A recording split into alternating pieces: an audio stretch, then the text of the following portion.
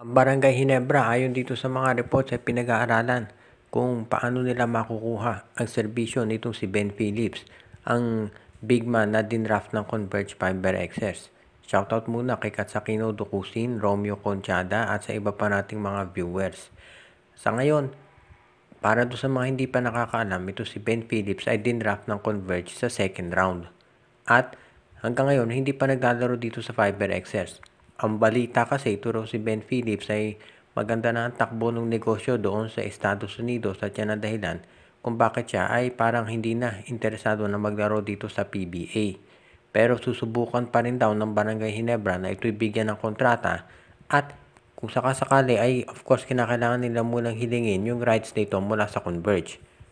Since mukhang ayaw naman maglaro ni Ben Phillips dito sa Converge Fiber XS, madali namang makukuha yan sigurado ng Barangay Hinebra. Ibig sabihin, baka kahit second round draft pick lang ang hilingin kapalit ng Barangay Hinebra para dito kay Ben Phillips ay papayag na itong Converge Fiber XS.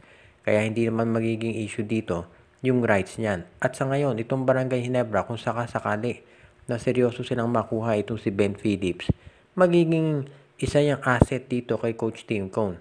Para doon sa mga hindi pamilyar, ito si Ben Phillips, ang laro niya ay pwedeng center, pwedeng power forward.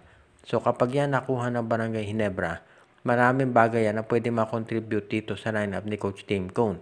Pwede siya maging backup center ni Japet Aguilar o kaya pwede siya na maging power forward backup ni Jamie Malonzo. Kaya ibig sabihin nito, maraming dahilan kung bakit siya gustong makuha ng Barangay Hinebra. Dahil nakita naman natin kung ano magiging contribution nito. Doon lamang sa height at athleticism niya. Yan na ang dahilan kung bakit siya gustong makuha ng Barangay Hinebra.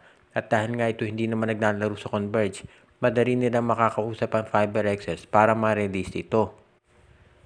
Bukod dito sa pagkuha kay Ben Phillips, ang isa pang kinukonsidera ngayon ng Barangay Hinebra ayon dito sa mga reports ay itong si Richie Rivero mula dito sa Phoenix Fuel Masters at baka maging katrade niya ay si Bon Pesumal.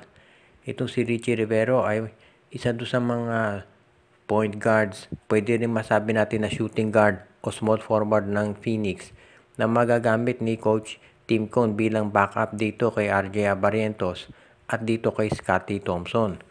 Pwede posibleng mangyari ito lalo na kung si Bon Pesumal ang magiging katrade dahil halos pareho lamang sila ng posisyon na nilalaroan nitong si Rivero. Itong si Rivero mataas naman ang basketball IQ niyan at pwede yan dito sa sistema ni Coach Tim Cone. Kung sakasakali na makuha yan ni Coach Tim Cone, alam natin na ito'y magagamit niya ng mabuti dahil kinakailangan siyempre kung ikaw ay maglalaro dito sa Barangay Hinebra, mag-fit ka doon sa sistema ni Coach Tim. At ito namang si Rivero madaling i-coach yan at yan ang dahilan kung bakit siya ay pwede naman dito sa Barangay Hinebra. Hindi naman siya kinakailangan umiscore ng maraming puntos dyan. Ang kinakailangan lang ay mag-concentrate siya dito sa tinatawag na playmaking. At kapag yan ay nagawa, dito si Richie Rivero magiging maganda ang fit niya dito sa Barangay Hinebra. At yan ang dahilan kung ba't maraming naniniwala na ito ay magiging isang asset para dito sa koponan ni Coach Tim Cone kapag natuloy ang trade. Papayag naman dyan ang Phoenix dahil sa ngayon itong Phoenix ay nagre-rebuild at kinukonsidera nila na pwedeng i-trade lahat ng players nila depende na kung sino magiging kapalit. Kaya kung Von Pesumal at Richie Rivero magiging patas naman yan at hindi ito magiging issue pagdating dito sa pagpapalit ng tao nitong Barangay Hinebra pati na nitong Phoenix Fuel Masters.